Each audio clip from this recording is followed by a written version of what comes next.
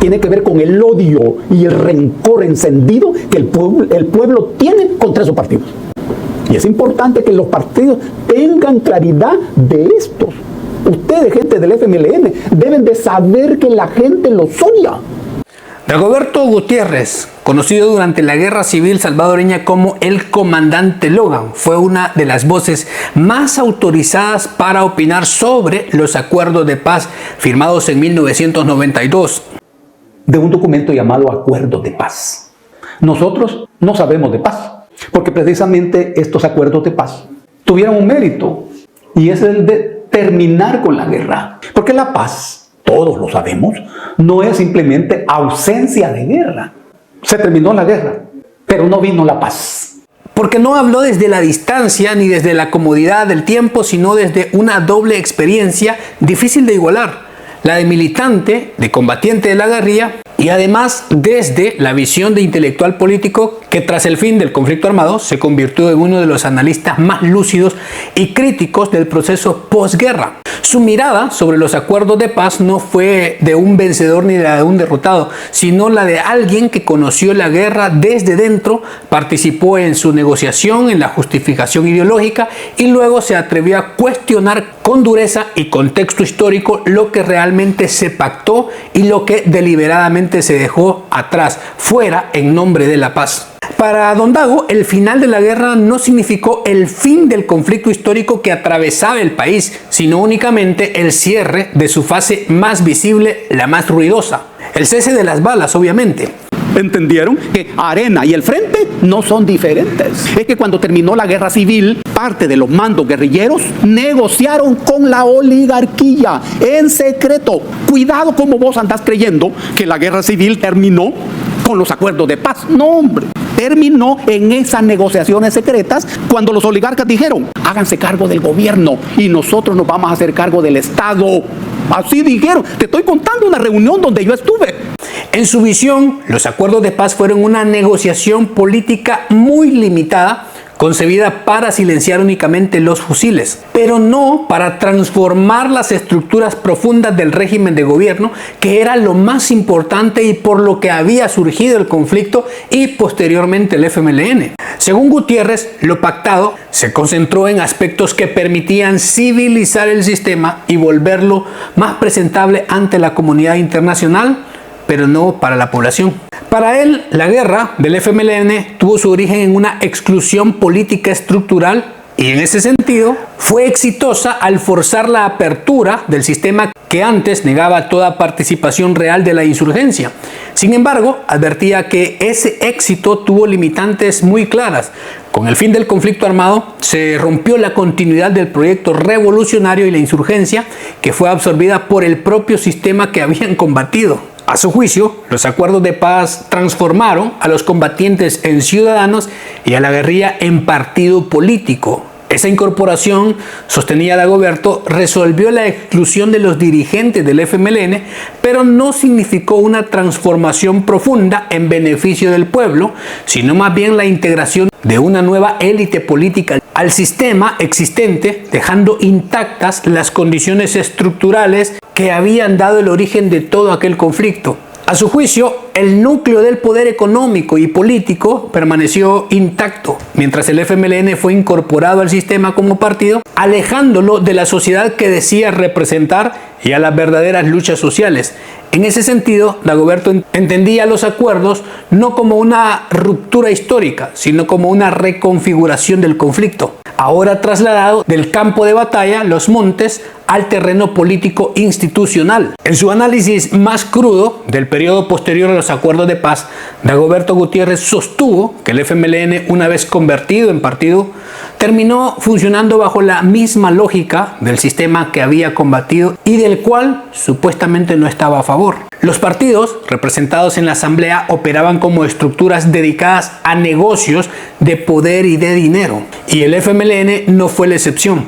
Según Dagoberto, la promesa de cambio que había acompañado toda la lucha armada se diluyó en la dinámica parlamentaria, donde las decisiones dejaron de responder a las demandas históricas de la sociedad y pasaron a un segundo, tercer plano, a no resolverse por los pactos que se habían hecho. cuotas y conveniencias políticas que predominaron en los acuerdos. En ese escenario, firmados esos acuerdos, no se resolvieron los problemas de fondo del país, sino que abrieron un nuevo ciclo en el que el conflicto social fue sustituido por el negocio político, integrando al antiguo movimiento insurgente a una maquinaria que ya conocía bien esas reglas. Para Dagoberto Gutiérrez, uno de los mayores errores del relato oficial fue confundir el fin de la guerra con la existencia de paz. Que la paz solo llega a una sociedad humana cuando en esa sociedad humana hay justicia. Nosotros nunca hemos tenido paz. Y la guerra civil terminó cuando la oligarquía abrió las puertas a la guerrilla para que se incorporara al gobierno. Es decir, cuando termina la exclusión política. Es que los acuerdos de paz no expresaron en ningún momento la comida de la gente, la vida de las personas. Eso no está expresado en los acuerdos de paz. Que todos los firmantes celebraban la llegada de una supuesta paz. A su juicio, en El Salvador hubo acuerdos firmados en papel, pero nunca hubo una paz real. Porque decía, la paz no puede reducirse a la ausencia de enfrentamientos bélicos armados.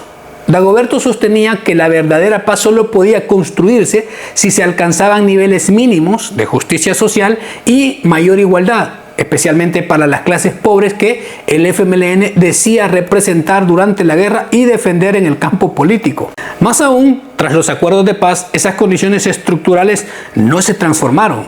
La pobreza, la exclusión, la desigualdad persistieron mientras el nuevo orden político se estabilizaba sin tocar los intereses fundamentales. Para el pueblo, afirmaba que la nueva etapa no trajo un cambio real en las condiciones de vida ni una transformación del régimen económico que beneficiara a las grandes mayorías. La pobreza, la desigualdad y la precariedad continuaron marcando el día a día, mientras la llamada posguerra avanzaba sin alterar la estructura que había generado todos aquellos desacuerdos. Esa tremenda distancia entre los acuerdos firmados y la experiencia cotidiana de la gente terminó por revelar en su análisis que los objetivos centrales de los acuerdos no se incluyó al pueblo, sino que estuvieron orientados a resolver la situación política de los comandantes guerrilleros, integrándolos al sistema sin una agenda social profunda que acompañara esa transición. Desde esa perspectiva crítica, Dagoberto sostenía que Arena logró incorporar al FMLN dentro de su proyecto neoliberal y a su sistema político y económico que había administrado durante la posguerra. A su juicio, los antiguos comandantes, ya convertidos en dirigentes partidarios, terminaron aceptando y abrazando ese modelo, actuando más como piezas funcionales del nuevo orden que como fuerzas de transformación. Con el paso de los años, y especialmente a lo largo de las 3 décadas posteriores a los acuerdos, Dago subrayaba que la población nunca percibió una utilidad concreta de aquellos pactos firmados en su vida cotidiana. Y una viga maestra apareció integrado por el partido Arena y el partido FMLN. Ambos abrazaron el neoliberalismo. Se olvidaron de la gente. Y la gente y el pueblo tiene razón cuando no mira su vida en el contenido de esos acuerdos que llevó al pueblo a la pobreza. Seamos lo que seas, te hayas graduado de lo que te hayas graduado en la universidad, tu vida es precaria, porque solo se dedicaron a robar y no le dedicaron atención. Mientras Arena y el FMLN se repartían el poder y gestionaban el sistema, la gente quedó relegada, aferrada a la esperanza y expresándolo únicamente a través del voto, sin que esa confianza se tradujera en mejoras reales ni en una inclusión efectiva dentro del proyecto de país que ambos decían representar. En esa misma línea, Dagoberto advertía que la población nunca percibió ese cambio real después de haber hecho esa firma y que lejos de desaparecer, la violencia adoptó nuevas formas. La guerra, en efecto, continuó después de 1992 bajo otra lógica y otros actores, esta vez marcada por el enfrentamiento entre las pandillas y el Estado, mientras la muerte de inocentes no cesó y el miedo siguió siendo parte de la vida cotidiana. En contraste, Arena, el FMLN, conmemoraban año tras año los acuerdos de paz, incluso levantando monumentos y actos simbólicos para celebrar. Para Don Dago, esa distancia entre la ceremonia y la realidad que vivía, que evidenciaba, era una burla amarga. Mientras la clase política exaltaba sus acuerdos como un logro histórico, la mayoría de la población permanecía hundida en los mismos problemas que se denunciaban durante las décadas anteriores, demostrando que dichos acuerdos fueron más efectivos para estabilizar el sistema que para transformar la realidad y la vida de la gente. Dagoberto advertía que lejos de mejorar las condiciones de vida después de los acuerdos, el bipartidismo que se consolidó en la posguerra empujó a amplios sectores del pueblo hacia el precariado, una condición marcada por la inestabilidad laboral, la incertidumbre económica y la ausencia de garantías básicas. En su análisis, el bipartidismo administró el país bajo un sistema neoliberal sin siquiera intentar resolver parte de la pobreza.